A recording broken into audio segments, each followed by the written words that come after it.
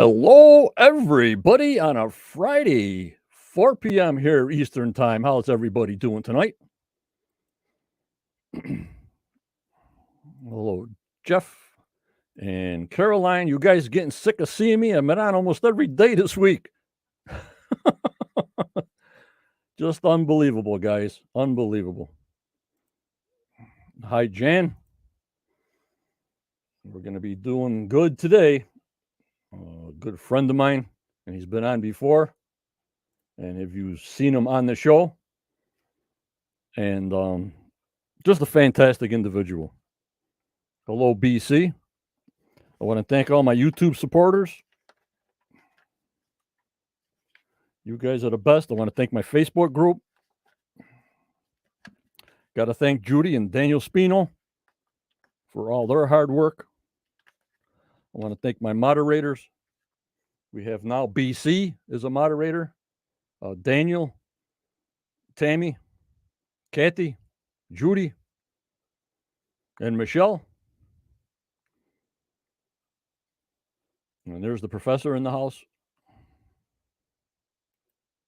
I hope I don't get any regular phone calls because this is early and I have to use the same phone for my home as I do for the podcast. So if something calls in, I'll just click it off.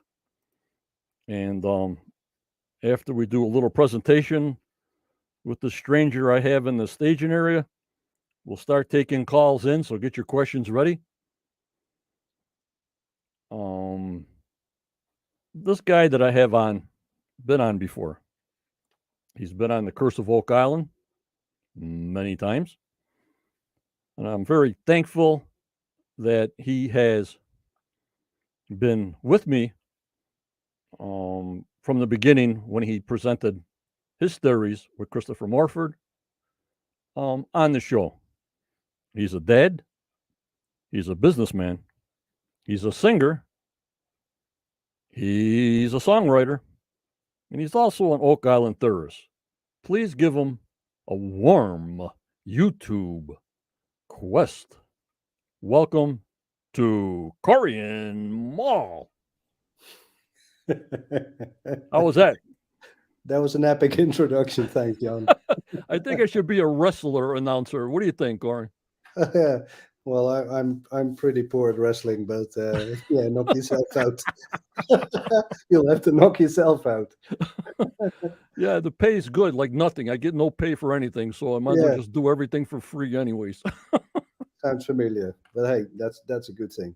Yeah, well, welcome, Corjan. Thank you so much for doing this guest appearance. A lot of people are really piping at the bit to talk to you, and thank you for so much to come on.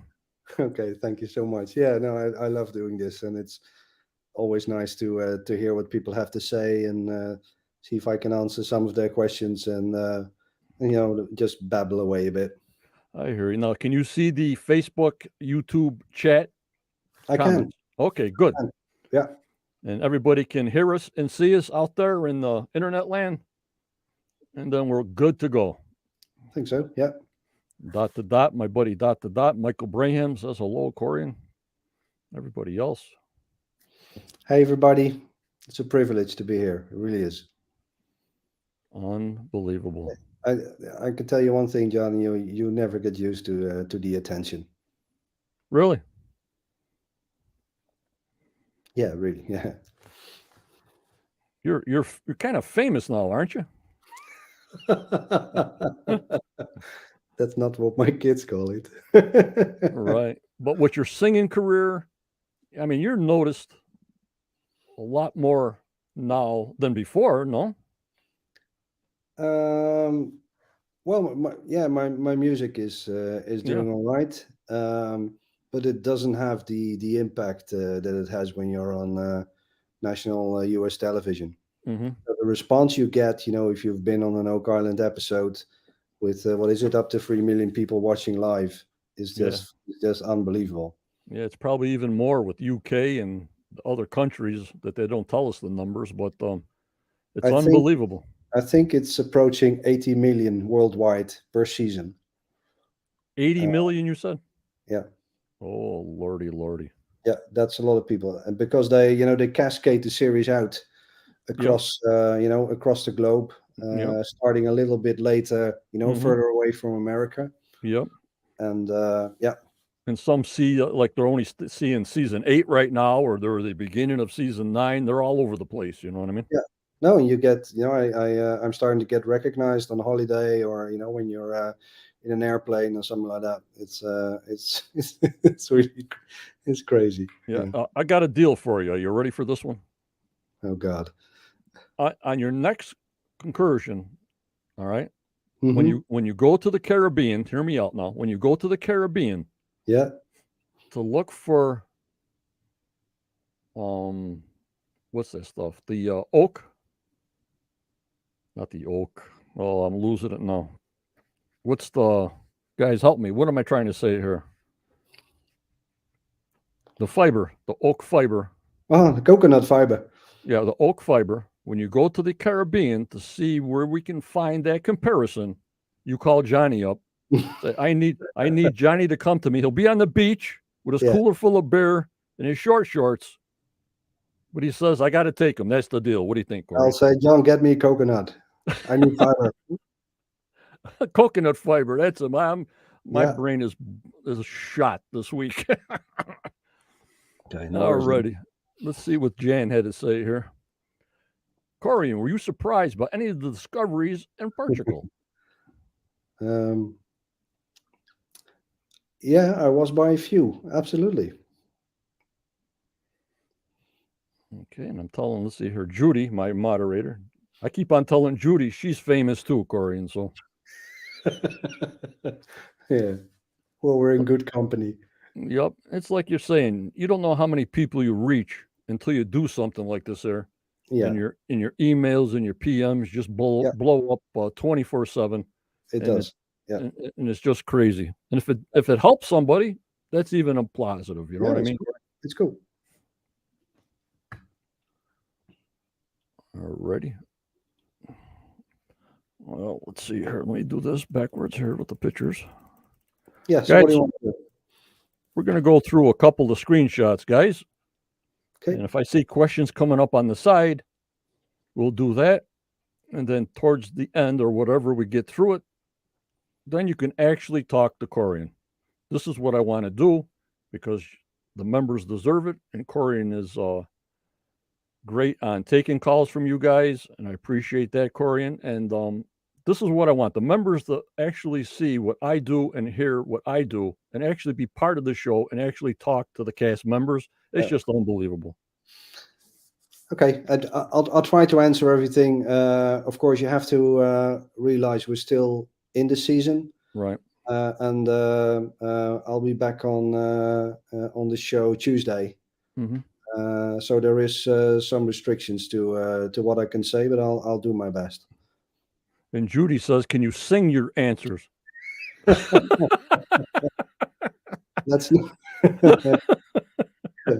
not do that. Oh God, these guys, they're the best. I mean, I got the best there. Well, you have an army of them now, do you? Oh God. And we also have a new group I made up. It's just for the Templar sort of end of it, because I don't want the Oak Island group. If it's tied to Oak Island, fine. But if it just keeps on going on to like Templar history and Templar artifacts that has nothing to do with Oak Island, it was sort of choking out on the Oak Island group. So I sort of want to take all that information, if it doesn't pertain to Oak Island, to just be in a Templar group. And that's what I had to make just to get it out of there and put it in there. I don't know. Makes sense.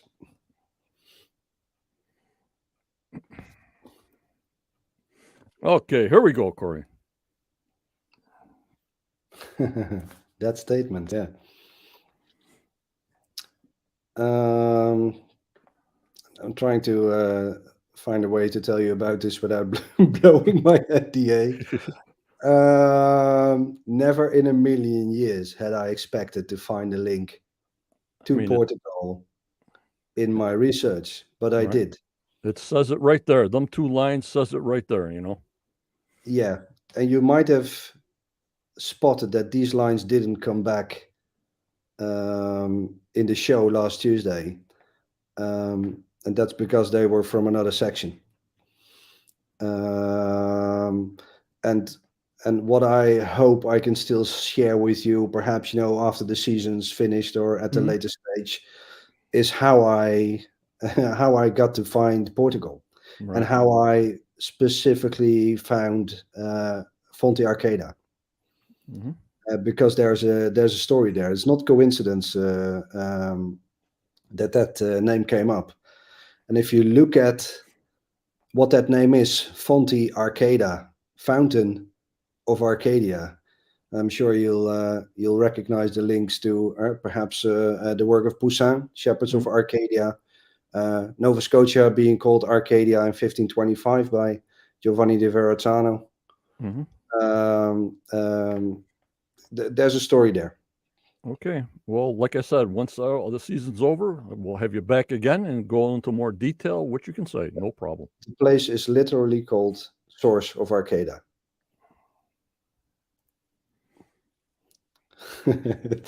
Theorist, yeah, There you I go. guess. I consider myself to be more of a practicalist, but that aside. Yeah, so here's the church. It's a funny story because there's actually two Fonte Arcadas in Portugal. There's one near Porto Mhm. on the coast, and there's this one closer to Braga, which is the old capital of Portugal.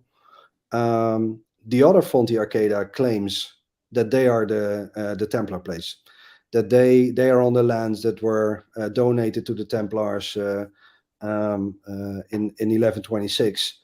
But I think we conclusively demonstrated that this is actually the place that it's about. So we had some people in Portugal too who were pleasantly surprised that we indicated this place, and found a number of things that without any shadow of a doubt make this a Templar property. So what you're looking at is the church and the tower that you see on the left here. Mhm. Is a later addition. I think that was done in the 19th century. Mhm. So the original chapel would just be that stone building Mhm. with the rose window, which is a spectacular 12th century church. It's it's very solemn place, very austere, and it was really really awesome, awe inspiring. Very good, Corey. Daniel says, did you research any old records while in Portugal? Thank you, Corey. Yes, I did. But there's not a lot of documentation, and the Hmm. documentation the archives they're all in Portuguese or Old Portuguese, which is I guess one shade worse. Hmm. But for example, there's a little booklet about this church, which was written by a priest, I think, at the end of the 19th century, which I have, which describes the place very well. And to find anything more, you need to go further back, from the time Hmm. where you had land deeds and that sort of stuff, because this used to be a Benedictine abbey. So in the back of the church used to be, I mean, you can still see the fragments of two frescoes. I think we had Saint Benedict and Saint Bernard of Clairvaux in the back of the church.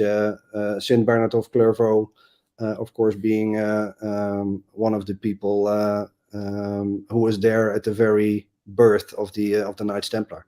Oh, my lordy. And Steve says, definitely my favorite theory. Thanks for bringing the storyline to Oak Island. So fascinating. Corey. Yeah, my absolute pleasure. I was amazed by this place, and for example, if you look at the timing of things, these lands were donated by Queen Teresa in 1126. Now, if you let that sink in for a minute, 1126 is 3 years before even the Council of Troyes, where the Knights Templar were officially acknowledged and recognized by the Holy Roman Church when the Templar rule was published. So this is at the time that the Knights Templar were, if you read the original records, there was 9 of them. They were living on the Temple Mount. on what is today the Al-Aqsa Mosque, the original site of the Temple of Solomon. And during that time, they got this donation in Portugal. That makes this, for sure, the oldest commandery in Portugal, but possibly the oldest commandery in all of Europe, possibly the oldest one outside Israel. So that's pretty awesome, and it screams the question: why? Why, before they were even acknowledged, how? What was the interest of Queen Teresa to give lands to this specific organization at that time in this location? So there's still a lot of research to be done. Okay, and Jeff says, when and why did you start researching, of all things, the Knights Templar? A good question, because my research led me there. It's Oliver. I always try to. I mean, there's obviously a bit of subjectiveness in everything everyone does, I guess, and I'm sure I'm a little bit guilty of that too. But generally, I really try to be as objective as I can. Always go back to the original sources, and let the research guide me. Yep. And Jan said, when was the aha moment when you first thought that there was a Portuguese connection to Oak Island? I can't tell you. Okay. I'm not allowed to tell you, but there was a specific moment in my research where it became blatantly obvious that there was a Portuguese connection, and that we needed to look at this church in Fonte Arcata, source of Arcata. And Daniel says, do you believe it was the Templars, Knights of Christ, or both that were on Oak Island? That is an extremely, extremely good question. I'm undecided. Okay. I think the Order of Christ was there. Possibly the Templars. And that's also because I'm still undecided about Scotland, for example. Did Templars flee to Scotland, or did they flee to Portugal, or to both? I'm convinced they fled to Portugal, Scotland, undecided. Okay, Corey. And this next slide is? Yeah. So this was shown, I can show you this because this was shown on the show. Okay. So what you see in the back of the church are these arches. And there's the one arch, not in the middle, but slightly to the right of the altar, that has this triangle, which is cool. And which there's no reason why that should be there. Okay. The old triangle. The old triangle, yeah. This picture here? Yeah, so this is the east portal. You see that on the show. What you didn't see is if you look to the right of the door, there's a Templar cross there on the wall. So the Templars would use to touch that when they entered the church. And then over the gate, you have this fantastic imagery with the sun to the left, the crescent moon to the right, and then this big round croix pâté, they call it, the Templar cross in the middle with the circle and the dot. And there's another dot at the top of the arch there. Yeah, and I knew there's a almost identical cross or I think identical sized over the original gate of the Convent of Christ in Tomar. And these were used to mark Templar commanderies. Unbelievable. When I first saw the pictures of Portugal, what a beautiful place. I mean, just the buildings stunning. And the colors, Corey, and just a fantastic looking place. Oh, but it's stunning. It's stunning. And we were lucky today we were filming in this place, because in the morning, and you can see that when the cars arrive on screen, it was really foggy and hazy, and it looked really mysterious, and the weather was really helping us. Right. And then towards the afternoon, The sun came up and the clouds dissolved, and out came this fantastic view. So by the time the drones were up, it was absolutely spectacular views. Yeah, here I got a mason's mark that sort of almost looks like the same double cross that was found on the wall in the church, that they're also comparing it to the 90-foot stone. Now, what is your determination or idea or opinion when they try to match it to the stone? And I guess we're matching it to the 90-foot stone comparison. Thank you, Corjan. Sure. So the church is full of mason's marks. Yep. Not every stone has mason's marks, but very many have, and they go up, on the high walls and on the stone ceiling. It's an awesome sight. So we looked at them, tried to investigate as many as we could. This one here, the cross with the double bars. Could be a cross of Lorraine, but I don't think it is, because the cross of Lorraine, the bottom bar is a little bit wider than the top one, and the one we saw in Fonte Arcada had two equally wide bars. It's the symbol looks the same like what we think the 90-foot stone looked like. That's all I can say. I mean, right. These symbols are identical almost. There's no denying it. Right. What that means, I can't tell you, John. It's I can't tell you. I hear you. What I can tell you is that this was one symbol that we couldn't find a duplicate of in the rest of the church. Okay. Where for most of the other symbols, were used quite widely throughout the church. Right. And here's I'm just a fan of the show, as you know. I'm not a real deep researcher, theorist, or whatever you want to say.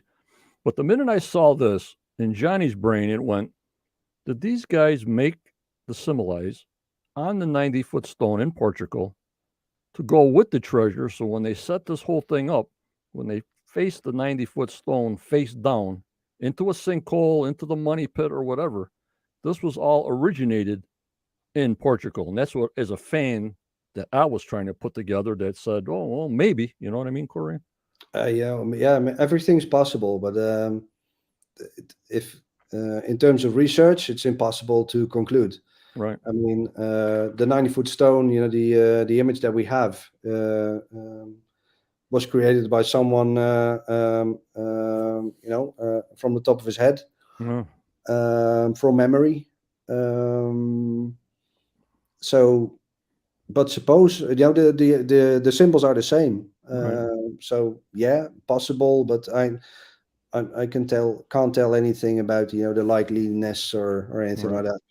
Okay, Daniel says, do you think the Templars or Knights of Christ discovered Oak Island, or do you believe they followed somebody else that was there before them to go, either they knew the treasure was there and they wanted to retrieve it for themselves, or what? Thank you, Daniel. Thank you, Corjan. People often ask me why Oak Island, and I think I believe in simple answers. I think the answer is because it was very easy to find. If you look at 18th century maps, there's a famous map by a guy called Montresor, My Treasure, great name for someone that makes maps, but it was really his name, John Montresor. I think 36, 58, somewhere in that region. Okay. And if you look at Mahone Bay on that map, so at the time, Mahone Bay was already Mahone Bay.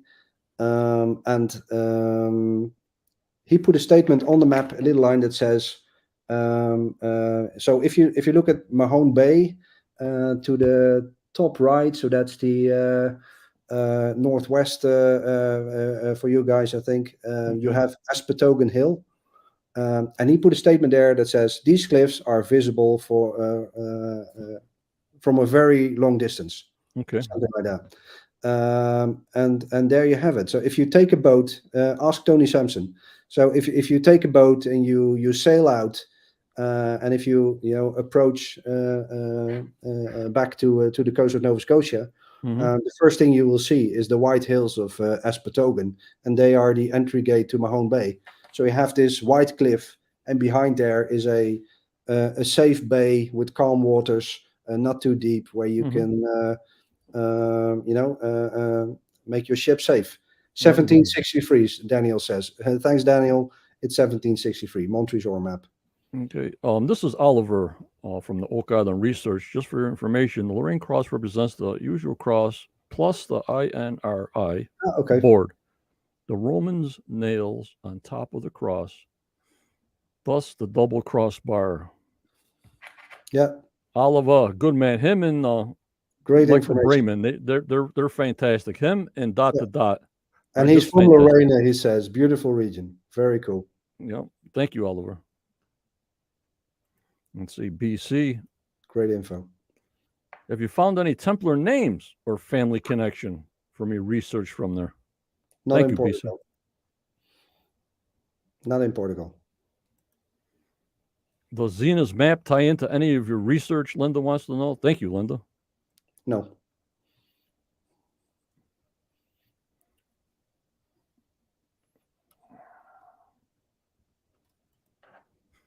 Sorry, that was a bit short, but the answer is no. Yeah. Were the stonemasons high-ranking people? What a great question. Yeah, I was like, oh, well. What a great question.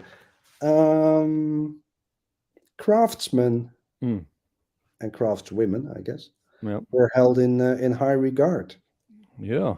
But, not in the way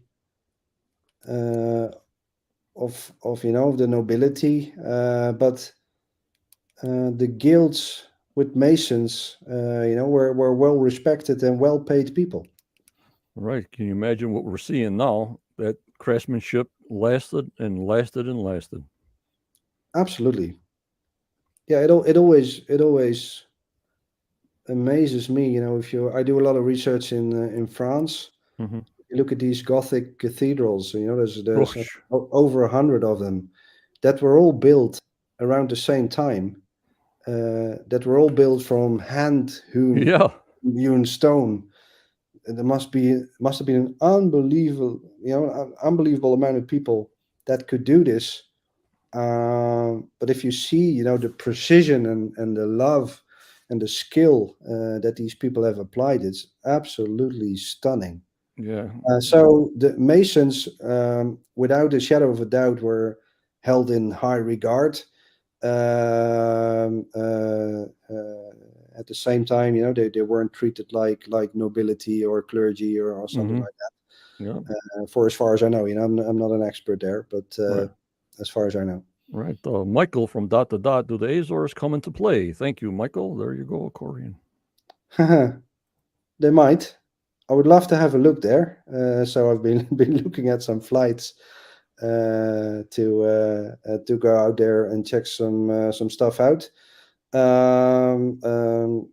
What is certain is that the Azores were discovered by the Portuguese, and they were used by them as sort of a halfway point between Portugal and the New World.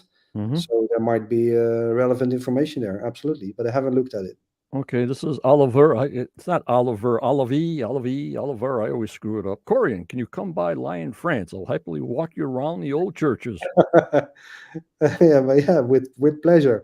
I've been all over France in villages, small and cities big. Lyon is one place where I've never been, and I'm ashamed of it because I think it has one of the most beautiful cathedrals in France. I haven't seen it, so I might actually take you up on that.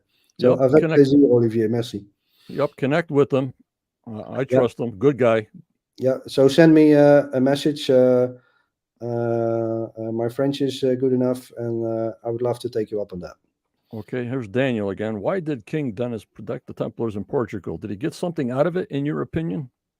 Well, they protected him. The Templars were absolutely material in defending and expanding the Kingdom of Portugal. So the Portuguese army was basically run by the Templars. They helped them drive out the Moors, and conquer large parts of northern Africa. So by the time that Philip IV in France issued the arrest warrants, the Templars owned more than a third of all the lands in Portugal. And they were absolutely indispensable. They were, his best friends, and there was no way in the world that he was going to, throw them under the bus. I hear you. Doug says, have you seen any hooked X's anywhere in your travels? I have. And here's Caroline. She thinks That's like one. me. That's one. That's not a good answer, Doug. I have seen one, and I knew where it was because I looked at one of Scott Walter's documentaries. One of his documentaries ends in Tomar, in a place called the Church of Santa Maria dos Olivas, Saint Mary of the Olives, and there's a small, like this size, Latin inscription on one of the pillars, and there is a hooked X in that text. Okay. And So Jan, I went to check that out. Okay, and Jan asked, were Mason marks secretive, or did only other Masons know whose marks it belonged to? No, it wasn't. It wasn't really a big deal. I think it's the same way. A clothing brand puts their name on the label. So it wasn't anything secret. I think it was more like an identification, or a token of pride, tagging of a stone. Not something to convey a secret per se. You're like a brand, like Daniel says. Yeah, exactly. Yeah. Yep, Like an Oliver. Like a stamp. Yep. I'm John, and I made these 15 stones out of these 6,000. Right. And then Oliver, I have a feeling Corjan, Michael, and I are going in the same conclusions, though different journeys and axis analyzed. Very good. Axis is the magic word. You guys got to get together on that, and who knows what you guys come up with. Yeah. All right, next slide. Oh my God, we only went through 5 slides so far. I'm getting so many questions, Corjan, on this lamb. That's, you got to straighten myself out, and please explain this whole symbolism above the church if you can. Thank you. If I can, yeah. Well, I've been breaking my head over this. And it didn't start to click for me until I saw another Templar chapel in Salon de Provence in France, which has it looks different in style, but it has the same lamb holding a cross, because that's what this is. This is supposed to be a lamb. Its second leg from the left is bent, and that's the leg that's holding the cross. So what you see there is this a stick or a staff with a cross on top, and this animal is holding that staff with one of his legs. In the description that I have from this church by one of its priests from, as I said, the end of the 19th century, he says it's a lamb, and the horns are just artistic license by the artist that made this, but it is peculiar. This is without any prior knowledge, this looks like a ram, right? Yeah. So a grown-up male sheep, and there are also, I think, races of sheep that have or species of sheep that have where the females have horns. But the point is, in the biblical context, it was supposed to be a lamb. So what this might represent is a grown-up Jesus holding a cross or something like that. And that's the most informed thing I can say about it. Okay, and is that the eye that's above the cross? Oh, the little triangle with the perhaps. Yeah. It didn't look. I've been standing close to this thing. It hasn't caught my eye, but if you perhaps I tried zooming in, Corjan, but every time I zoomed in any more than this, it was just too foggy. You know what I mean? Yeah, you can see me squinching here to Yeah, I can't. my screen. It's well spotted, Tanya. Yeah, happy to have a look, and I think I have an old sketch of this thing somewhere too, so perhaps that will tell us something. Well spotted. If it's indeed a triangle, it's hard to conclusively, but pretty cool nonetheless. Yeah, here's Michael. Do you think the Inquisition caused the Templars to embrace a more Gnostic, what's that mean? Belief system, whatever that means. Gnostic belief system. No, I don't think so. No, I think it's the other way around. I think the Inquisition came about because the Templars embraced a more Gnostic belief system. So, because the Holy Roman Church would have felt that was a bit further away from them than they liked. Mm-hmm. But then in the end,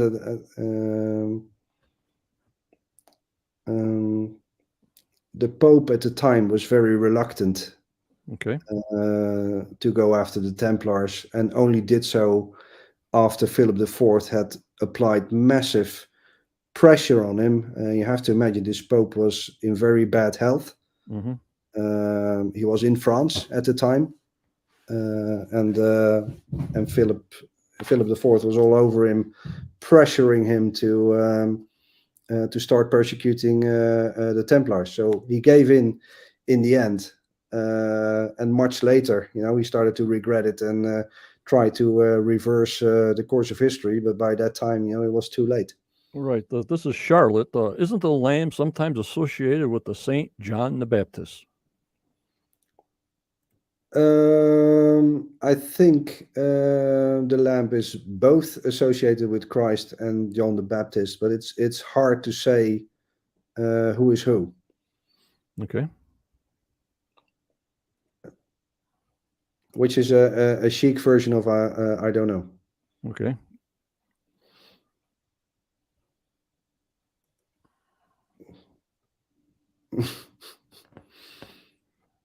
We see the lamb with the cross in many Christian churches. We've even seen a seasonal banner with that symbol in our tiny church. True. It's a very common symbol.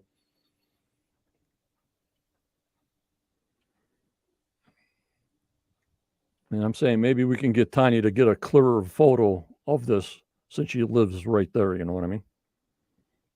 Yeah, perhaps. All right, let's go on to the next one.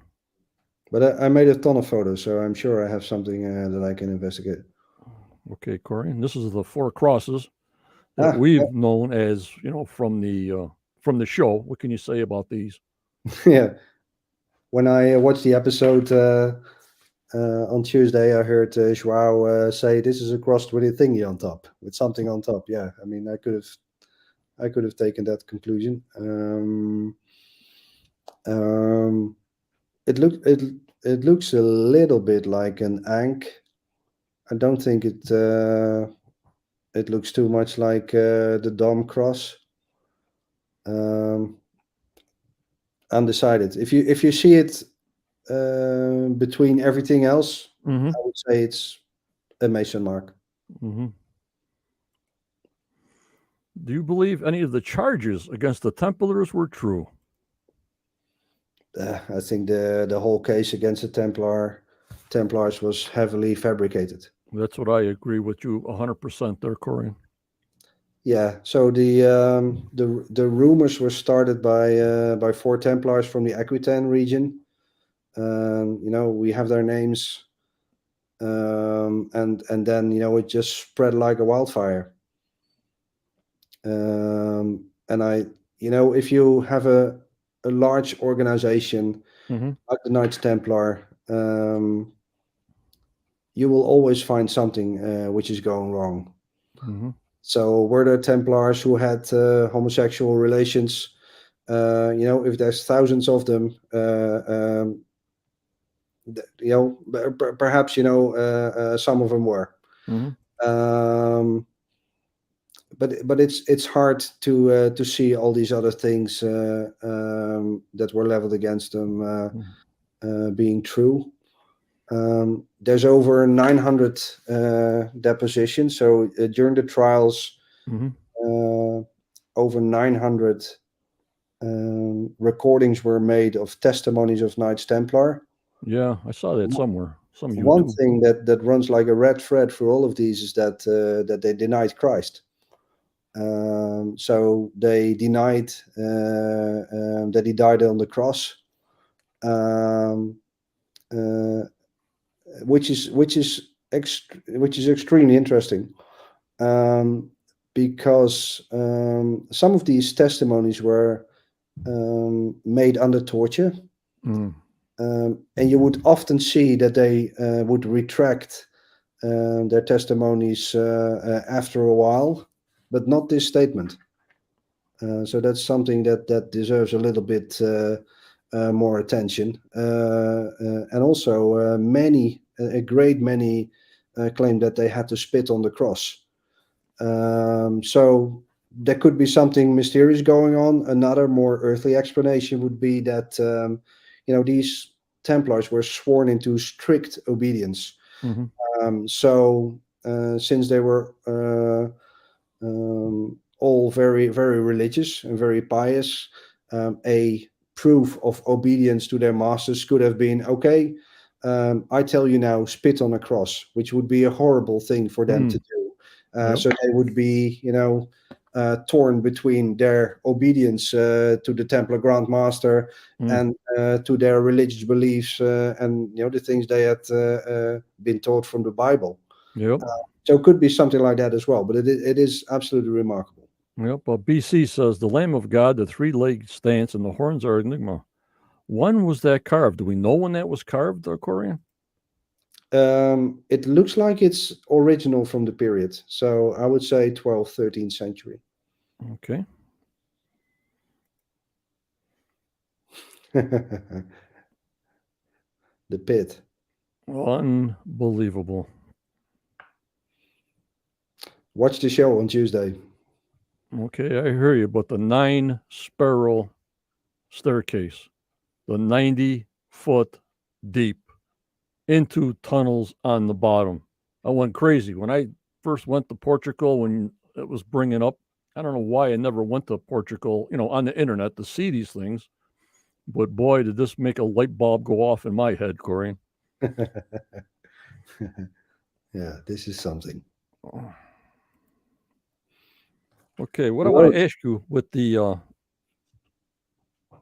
guy that was there, the archaeologist that was there George. on these ancient stone roads. Yeah. I had a lot of members saying, yeah, they said, or he said, if it was a swampy area or a marsh, they would put bigger stones on the bottom and then layer the stones up to the top. Yeah. Now, did he mention anything? I even saw Rick and you guys trying to walk on this stuff. They were walking pretty gingerly, okay? I walked for 2 miles on this thing. No, yeah, I did. This is an incredibly impressive feature. What you couldn't see on the show is the incline. So where it's steepest, it's 24%, which is something like, and it's complete, and you could see it from the drone shots. It's completely straight. So if you would have a cart with treasure on the top of the hill, there would be no way stopping it. So I'm wondering how they really transported stuff on these roads. But it looked fantastic. George is an incredibly knowledgeable guy who restored this road with a team of people. He explained to us that when this was built, it would have been smooth because there would have been a lot of gravel and sand on top. So this would be very walkable. Both for animals and human beings.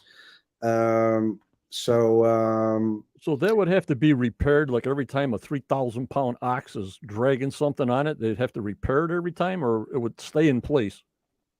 Yeah, what he told us is that these roads are still in such a good shape because the people that lived around the road kept repairing them because they really served the purpose. and the Roman road was the invention that fueled the Roman conquest of Europe. Hmm. The Romans were so powerful because they could move their armies so quickly, and they could do that because of their roads. So we had this really pristine section, and then further up the hill, there was a section which was in an earlier stage of building, which indeed looked incredibly similar to what we have on Oak Island. Does that mean that it was Portuguese that made the road on Oak Island? No. No. Yeah. I mean, you find Roman roads throughout Europe, everywhere. Even Mhm. though I think this is one of the best preserved on the continent. But the technology, they use this technology around the Convent of Christ in Tomar. The road leading up to the castle looks exactly the same. Even you have the thing you're missing is the line in the middle. You can see on the Roman road on your picture on the left. Yeah. There was always this line in the middle, which is the Yeah. highest point of the road, where the water Okay. would go left or right and run away from the road. You don't really see that on Oak Island. At the same time, it's much a shorter stretch, so there wouldn't really be a need for drainage of that type, I think. But technology-wise, similar, absolutely Yeah. similar. And So, like I told the guys there also that the roads or wharfs or pathways on Oak Island were supported by wood underneath, branches underneath. That was the difference. Did he mention anything of that, or did Doug ask him? Our roads, we got cribbing underneath our roads or wharfs or anything. Was that mentioned at all? If you can say. no, and I'm not sure that's the case. I think the piece of wood that Ian Spooner got out from under the road, Yeah. I don't think that was just a piece of wood which got stuck between the rocks when they were building the road. I don't think that was there to support the stones. Okay. And I don't think that was in the methodology. So what this says to me is that it's probably Europeans that made this road. And the native people they didn't or hardly used stone for anything. Okay. A couple of years ago, I posted this, Yeah, and of I course, was interested because they found a number of these cork oak stumps, allegedly cork oak stumps around the Arcadia stone that Chris Morfitt and myself indicated and found on the island. okay. Um, Portugal is full of cork oaks, and you see them everywhere. Yep, and they just said, that's where it comes from. It's the only place it could come from. Like the coconut fiber just doesn't come from Oak Island, but how did it get there? Who knows? It's another venture in Well, itself. there's more places in Europe where you have cork trees. You have them in Spain, parts of Italy. You have them on the Atlantic coast of France, in the south of France. Hmm. But the majority comes from Portugal. They had an industry. So yeah, possibility, and you see them all over the place. Okay. And there's just a picture of that double Yeah, cross with the same angle. I says, oh my lordy 40. It's even got to be at an angle like the yeah, 90-foot stone. yeah. It looks very similar, but that at the same time, that's all you can say about it. Yeah. Interesting. Now we got to talk about the cross that you were showing, how they elongated the bottom. Go ahead, Corey. Yeah. Well, I was trying to explain that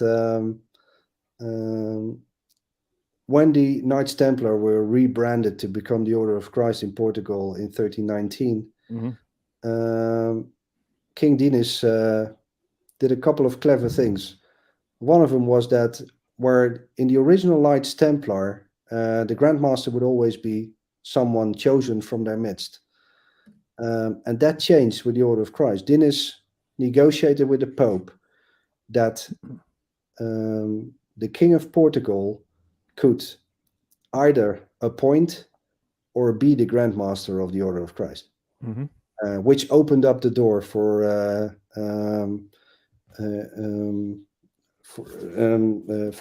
let's say almost the merging of the Royal House of Portugal and the Order of Christ, which in its turn fueled the Age of Discovery.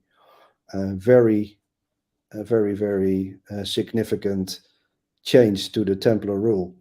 And the second thing he did, and that it's simple, but for me of an unbelievable beauty, is that he superimposed this white cross on top of the red Templar cross. And what he said here was, they were innocent.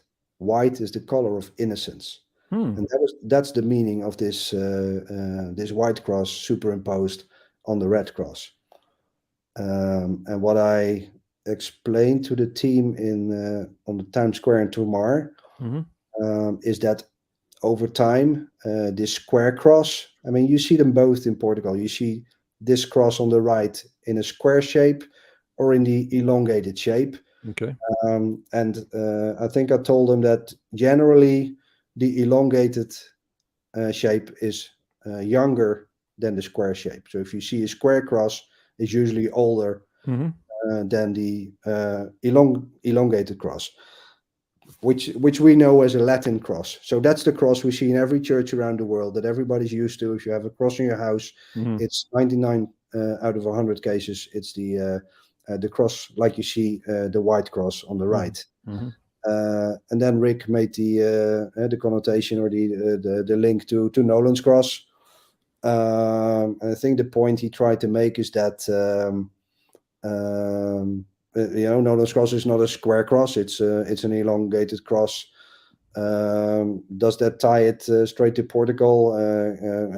Not necessarily. But like I told my members, this episode that we saw last Tuesday with you on it was the most informative. Tie in loose ends together. I mean, we don't have anything physical yet, but the tie-ins was just unbelievable, over the top, because I've been doing this for 9 years, and we never really had a straight tie-in. I mean, we had a lot of theories, a lot of speculation, but when you actually now getting down to the nitty-gritty to actually tie things in or use things off of Nolan's map and find something actually after you look at the information, that's what I'm about. You know what I mean, Corjan? I do, and you'll have to wait for next week and the end of the season. But I'll tell you this about Portugal. The great Portuguese explorers, Cortorial, Magellan, Tristan da Cunha, you name them, without any exceptions, they were members of the Order of Christ. They were Knights Templar in everything but name. They were members of the rebranded Knights Templar. They used Templar knowledge. They used Templar funds. And the plans were drawn up in the Templar headquarters in Tomar. These guys, from very early on, routinely sailed the oceans. And then, you often hear that, for example, if people discuss a ship in the swamp, it must be a huge galleon, and these ships were, incredibly big, hundreds of people on board. The Portuguese used the caravel. The first member of the Royal House of Portugal to become the Grand Master of the Order of Christ was Henry the Navigator. He was a son of Elizabeth of Lancaster, the daughter of the King of England. Henry the Navigator was a bit of a technician, and he helped develop the caravel. Now, the caravel was a small ship, shallow in the water, very flexible, maneuverable, agile, resilient, which could sail huge distances. It could sail against the wind. And you could sail across the ocean with a crew of between 20 and 40, and the Portuguese comfortably did so. They had a number of new navigational instruments developed in the 15th, 16th century that made that they knew with quite a bit of precision where they were. And without a shadow of a doubt, they... oh, the lights are going out here. 1 sec. All right. Oh, that's when you automate your house. Here we go. No worries. Take your time.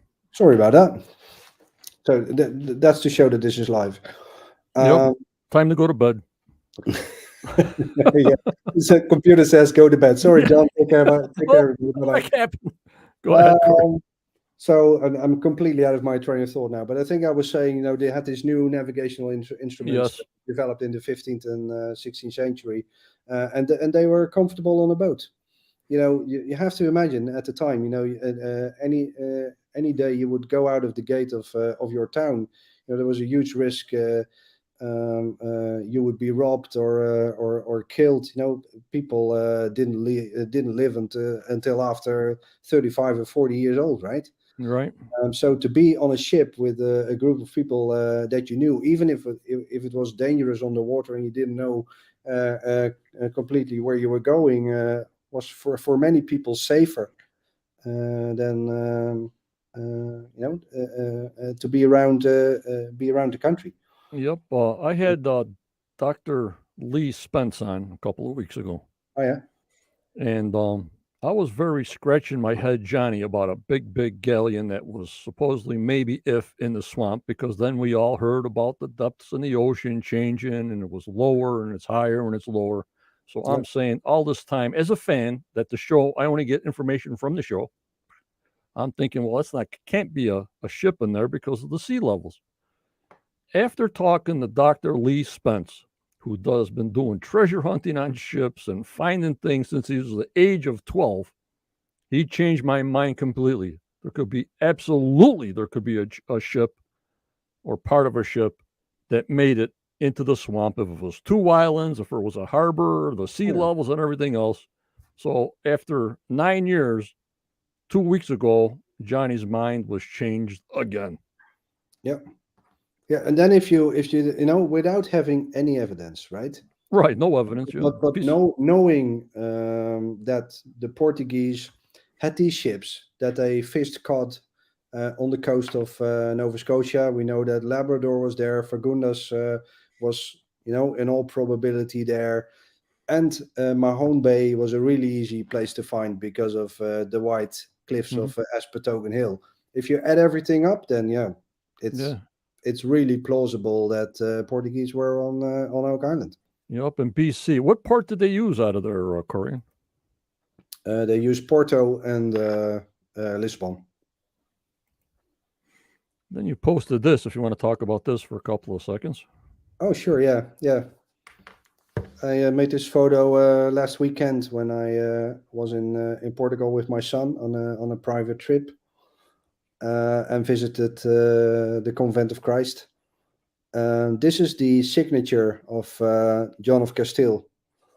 And I find it remarkable because this is the gate to the rotunda, so the round chapel, which is at the heart of the Convent of Christ. Watch television on Tuesday. You're not going to believe what you're seeing. And this signature is remarkable because if you look at the A, that looks a bit like a square and compass. Yeah. And he was, if ever there was a master mason, it was John of Castile. He made several buildings that are today on the UNESCO list. And the gate to the rotunda is absolutely stunning. And it's just a cool thought to entertain that perhaps he was just a little bit more than a mason, which he notified his brothers of by using this funny A, which looks a bit like a square and compass. Okay. And if he did, it is extremely, extremely early because, Freemasonry isn't supposed to have come into existence until the half the 18th century, Were maybe they end 17th, 18th. okay? And Dean says, with the Portuguese by nationality, or did they travel from Portugal, from Jerusalem and Scotland? Thank you, Dean. I'm not sure I understand that question, but Portugal was a country very early on, and hmm the Portuguese were a proud people that traveled from Portugal. Next slide. Pentagram. Hmm.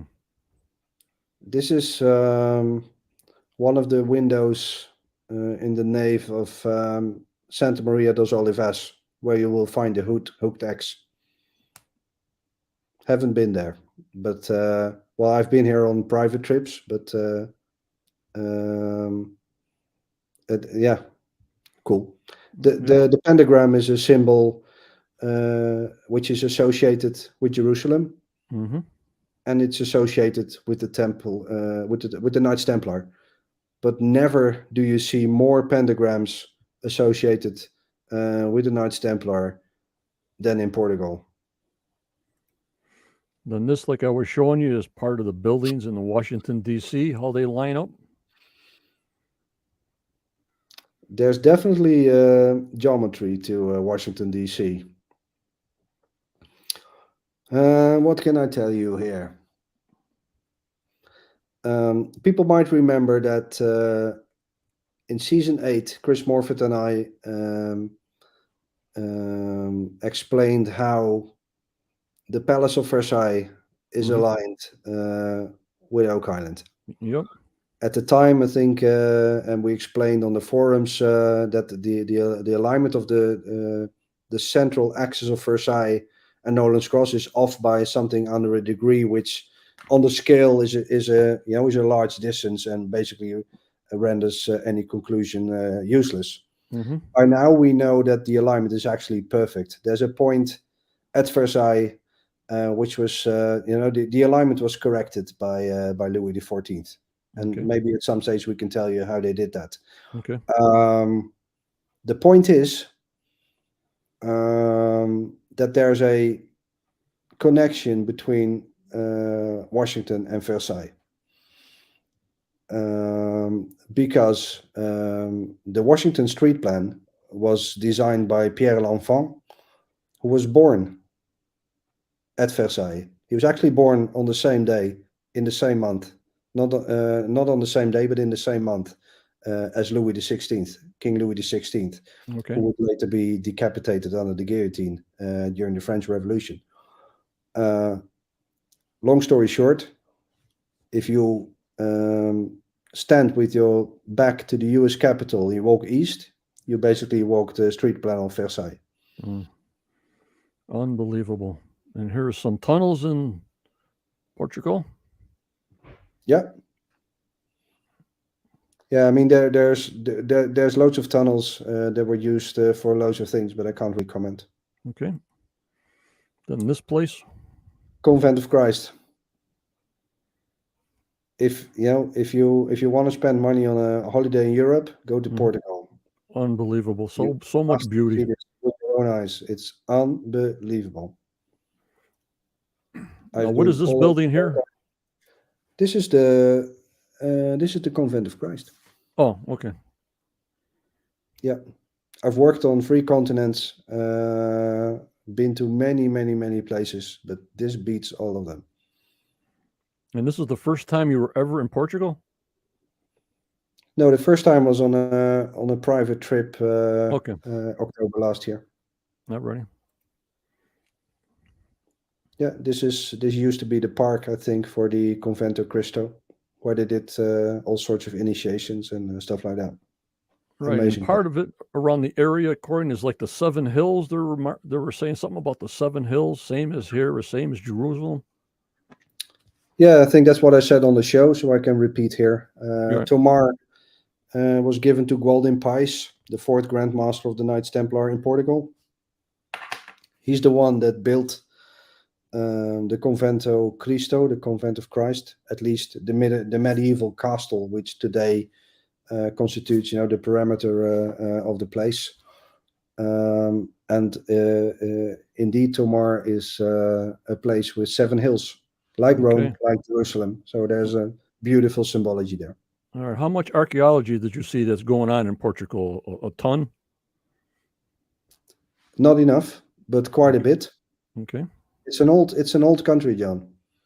It's an old place, and that's something you can never bring across in a photo or on video. I mean, you can see a bit in the images. The production absolutely knocked it out of the park. The images they made, well, you've seen them on the show last Tuesday. You'll see them again next Tuesday. Are absolutely breathtaking. But then, there's also a certain vibe in the air. There's the smell. There's the sounds. It's quite the experience. I hear you. Daniel says, do you think the Knights of Christ hid something in Brazil? Brazil? I have no idea. Never looked at it. I hope so, because I'd love to go there. And don't forget to take me where now, Corjan? Where are you going to take me with the coconut fiber? I'm not the coconut fiber specialist or guy, so don't hold your breath until I take you to a coconut tree. Okay. Yeah, Convent of Christ. You've seen it in the announcement for next week. Yeah, well, what can I say? Breathtaking place. Yeah, unbelievable. At the time that the Convent of Christ was built, Gualdin Pais also built a number of other castles. Mm-hmm. This is quite close to Tomar in Almirol. I think, if you ask a 5-year-old to draw a castle, this is what you get. Yep. Beautiful place, only reachable by boat. There's in the bottom right corner, there's the parking. There's a little boat which sails up and down the river all day, bringing tourists to the castle, and then it's quite a climb to the top, but well worth the effort, and absolutely stunning place. Never see any kind of traffic. We never see any kind of. I mean, the place looks just absolutely beautiful. Yeah, it is fantastic, and it's not a very touristy place. I think the Convent of Christ is, I think, one of Portugal's main tourist attractions. Okay. And still, it's not very busy. It's not. I mean, I think for the really big publics, Portugal is still to be discovered, and wholeheartedly recommended. Portugal has an incredibly impressive and rich history. Mm-hmm. And I think, when I was younger in Europe, Portugal was considered sort of as one of the poorer Mediterranean countries, which does them an unbelievable amount of injustice. So having been there, 5-6 times now, I couldn't put more praise, on the people. The people are the nicest people in the world, always willing to help you, point you somewhere. The architecture is stunning. It's very, very well preserved. I mean, they take care of their buildings very, very, very well. Maybe better than the Italian and the French. Yeah, it shows. And it shows, yeah, and they have a history that they themselves are also starting to rediscover. And it's really, really cool to see how proud people are of their heritage. Yep. This is the seal of Alfonso I, the king. So it says Alfonsus Rex with the little Templar Cross on top. This is his signature. So kings, high nobility, high clergy used to make monograms to stamp parchments, like we put a signature on a passport or on a contract today. Okay. This has raised many an eyebrow, because according to some, so you see the letters, if you look closely, there's a O, and then in the middle there's a cross made up of a P, and then there's the T, U, G, and to cut it short, these are all the letters in Portugal that Right. then sort of reconfigured. But King Alfonso created a bit of a mystery by positioning the letter R between the G and the AL. According to some, this says Portugal, Port of the Grail,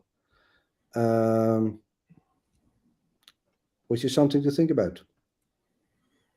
Very, very interesting. And don't forget, members, Corjan has an Instagram account. Please give him a join there if you can. I got his Instagram account in the presentation of the promo, and also it'll be in this live chat statement on the bottom. He needs some Instagrammers, I guess. I'm not on it. I have no idea what it is. You make me sound sad. I don't know. I need friend. No. I need a friend. It's one of these places, just like my Facebook, where okay. I post some stuff every now and then, just because I like to share and I like to have the discussion with people around me. You know, and I think that really showed when we were in Portugal with the Oak Island team. You know, true discoveries are always teamwork. No one will solve this thing on his own. No. So the power of collaboration. You know, it was Rick Lagina who suggested that Chris Morford and myself started working together. You haven't seen him on TV this year, but Chris and I still work together every day, and we have a number of incredibly cool projects going on that we hope to introduce to you maybe later this year. Right. Some really cool stuff. Yep. So Chris is not out of the picture. Yep. And I'm so grateful to Rick Lagina that he introduced us to each other, and then, you know, trusted me to go on this trip, you know, with him and his nephews and Doug. You know, oh man, it was such a privilege. Yep. This will be the last question because I want to take some phone calls so you guys talk to Corey. We're into this about an hour and 10 minutes. So this will be the last question. Have you researched Elizabeth of Portugal and the connection to the cult of the Holy Spirit? Thank you, Michael. I have no comment. All right. Now, don't forget, I only have one phone line, guys. So you got to keep on trying. Don't leave me voice messages. You just got to keep on trying. When somebody hangs up, just keep on trying if you want to talk to Corjan. So when I put the number up, and thank you all for your questions and stuff. Turn your volume off so we don't have any feedback on your phone calls, and we'll go from there. Okay, guys? There you go. Talk to Corjan yourself. Who's the first to come in?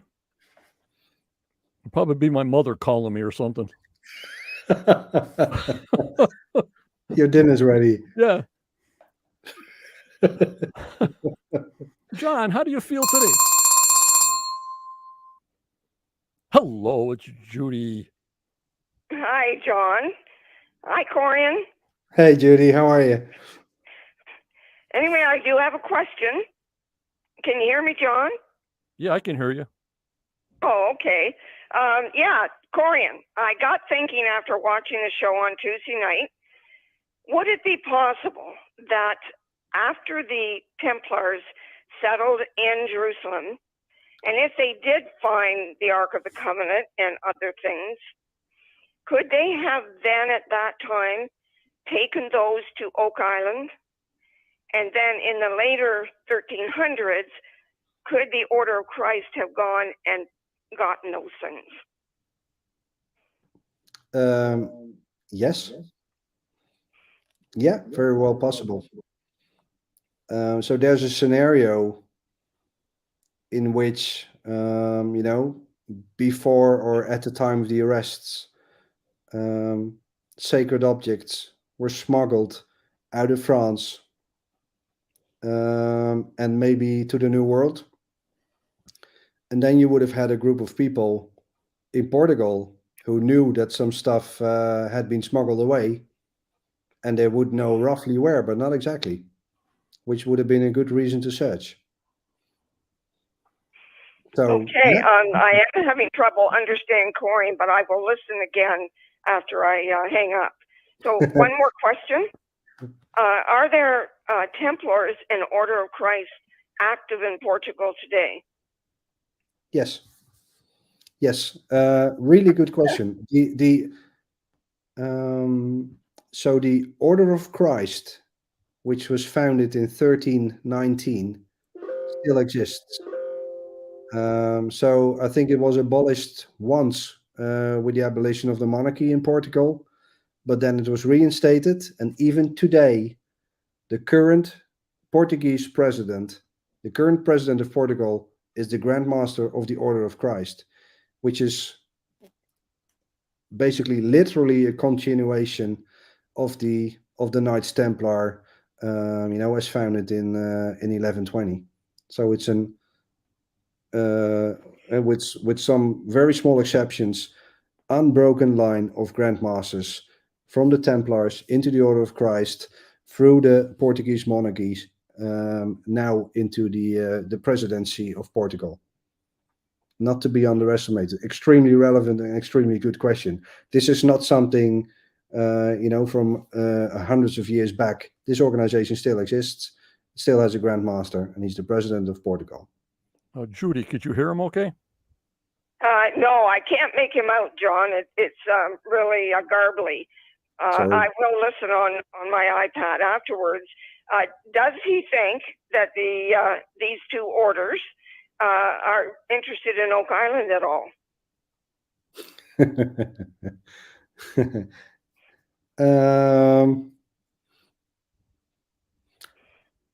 Well, they are now.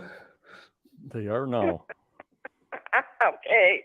Thank you so much, Corjan. Good to talk to you. And please come back again soon. Nice to hear you, and sorry for my terrible accent. Okay, bye. Judy. Bye-bye. Yeah, bye, John. Bye. I don't know. I heard her good. I don't know. Next call. See if they can hear you better. There's nothing else I can do. My volume's all the same, and sometimes it's just the people's phones and connections. You know what I mean, Corey? I could hear her fine. Daniel asks where I'm going to go next. I don't know. Where the research leads me. Alrighty. Phone lines are open. And it's dot to dot. Hello, Michael. Hey, John. You got Corjan on the line. Hey, Corjan. Congratulations on Oak Island. This theory of yours is very, very interesting, and it's got my interest. Okay, so thank you. I want to congratulate you on your research. And my question is the Portugal's alliance with England, they eventually had an alliance with England, I believe in 1397. And I feel that there must have been something that may have happened with perhaps England and Scotland and Portugal in the consolidation of the Knights Templar. What do you think about that?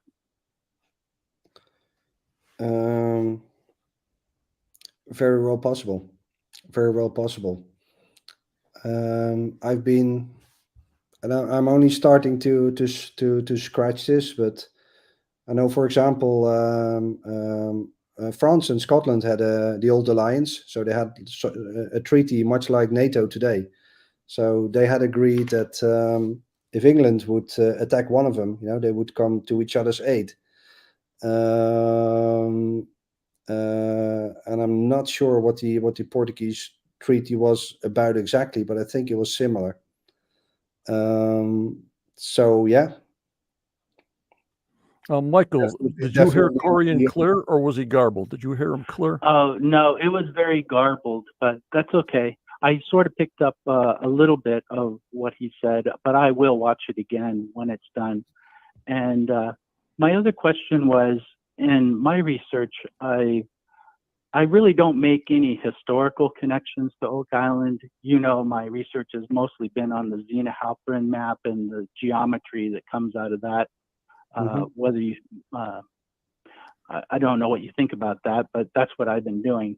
But one thing that's interesting about what you have found that sort of was from my past research that connected it, and I never thought about the connection with Portugal before, but it's very interesting to me that I find that, you know, at the time of the 1300s or the early 1300s, when the Inquisition was at its end and basically the Templars were being persecuted through that means of the Inquisition, a lot of those people went into Spain and eventually ended up in Portugal.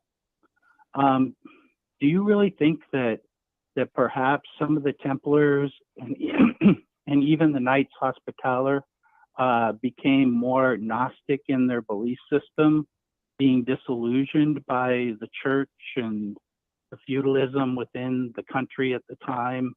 And I was just wondering if you saw that, because the geometry that I'm seeing coming out of my research all ties in with Gnostic kind of geometry and the belief system.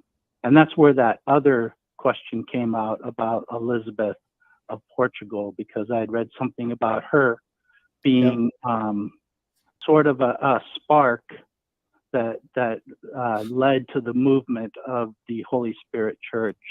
And I also read that the Holy Spirit Church eventually ended up in the Azores, and that the Knights of Christ were protecting them to make sure that they didn't get, invaded. So they sort of escaped the later Inquisition, which went into Portugal and ended up in the Azores. So what do you think about that? And do you have any comment? Well, this is something that Chris Morfitt and I are looking into. So the coming of the age of the Holy Spirit, as predicted by what's his name, Joachim of Fior, the Italian, in the 1250s. Very, very interesting. I think, generally, the Templars had a broader worldview than the Holy Roman Church. They had seen a lot of the world. They had been influenced by the Arab world, and I think they made, how do I put this? They made wider connections between heaven and earth than the Catholic Church made, and to some extent that made them heretics, because it meant they needed to go across, the scripture boundaries that the church had put in place arbitrarily, right? So I don't believe that the events in 1307 made them more Gnostic. I think, but it must have made them more determined in their Gnosticism and in their conviction, that they were perhaps more right than the others. And that's my view. I think they always had a wider interpretation of heaven and earth. I do think geometry plays a very big role, as do alignments. We see some unbelievable alignments very early with unbelievable precision that are, almost impossible to explain, but they're there for everyone to see. I definitely wouldn't dismiss what you're doing, and contrary, I can't wait to hear what you have to say about it. It's very interesting and valid research, in my opinion. Well, Corjan, thank you very much, and I really admire your research. Thank you for everything you've done, and good luck with your further expeditions. Thank you, and reach out anytime, and we can always compare, collaborate. I love working together with people. Yep. And Michael, I hope it's not garbled on the playback. You know what I'm saying? I don't know how. It is. It is. I couldn't understand really any of Corjan's, but I'll watch it again. You know, I want to rewatch it. But Okay, well, thanks for doing that. didn't get that Appreciate it. question. I'm Okay, very excited about his research too. Yeah, I don't know why it's coming out garbled because I can hear him fine, but who knows? I have no idea. Internet, who knows? okay. But that's okay, John. Thanks for having me. Goodbye, everybody. Okay, see you soon, Michael. Take care, man. Okay, Bye. I need to move out in a minute, John. I'm not a tech person, so what I do is I unplug the headphone jack. Otherwise, they can't hear you. I can hear you. The people can hear you. But if I put the headphone jack back in, they can't hear you, the caller, you know what I mean? So I Okay. put the headphone jack in when you do your answers to see if that works. So I don't know. Okay. I need to move out in a minute, John. Apologies. Alrighty. Hope you hear that. Did you hear that? You didn't, did you? John? Hold on. What do we got? Okay, go ahead, Corjan. I was saying I need to move out in a minute. Apologies. Alrighty. Well, let me get that off. Okay, no problem. Alrighty. Well, Corjan, thank you so much for coming on. You're just the best. You're just the best of World of Knowledge. We'll see you Tuesday night again. My members all love you. And it's Too just much. fantastic that you do this for me all the time. And I always can depend on you, Corjan. I thank you so much. If you want to say your goodbyes, and then we can get out of here. Okay. Well, thank you for giving me time to explain and giving me all your interesting questions. Really, really love this this sort of interaction. It's humbling, and you know, yeah, I'm nobody. I just love historical research and tying the dots together, in the best possible way.